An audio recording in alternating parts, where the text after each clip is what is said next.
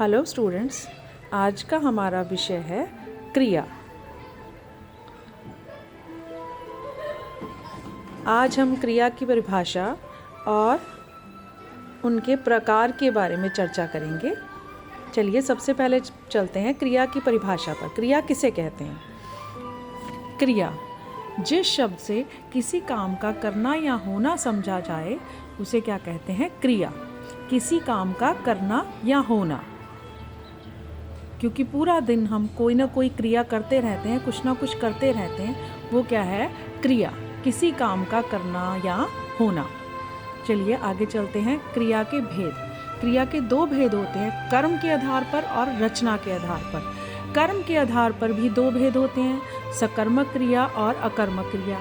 रचना के आधार पर हमारे पास चार भेद हैं, संयुक्त क्रिया, नाम धातु क्रिया, प्रेरणार्थक क्रिया और पूर्वकालिक क्रिया। कर्म के आधार पर और रचना के आधार पर। कर्म के आधार पर दो भेद हैं और रचना के आधार पर चार भेद हैं। कुछ अन्य क्रियाएं भी हैं, उसके बारे में हम आगे चर्चा करेंगे।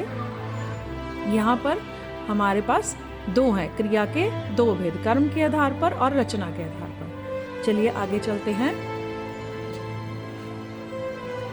रचना के आधार पर। रचना के आधार पर सामान्य क्रिया, संयुक्त क्रिया, नाम धातु क्रिया, प्रेरणार्थक क्रिया, पूर्वकालिक क्रिया और कृदंत क्रिया। चार क्रियाएं हैं, लेकिन पूर्वकालिक और कृदंत जो है हमारे पास ये अन्य क्रियाओं में आती हैं। आगे चलते हैं। कर्म के आधार पर। कर्म के आधार पर भी दो भेद हैं, अकर्मक क्रिया और सकर्मक क्रिया।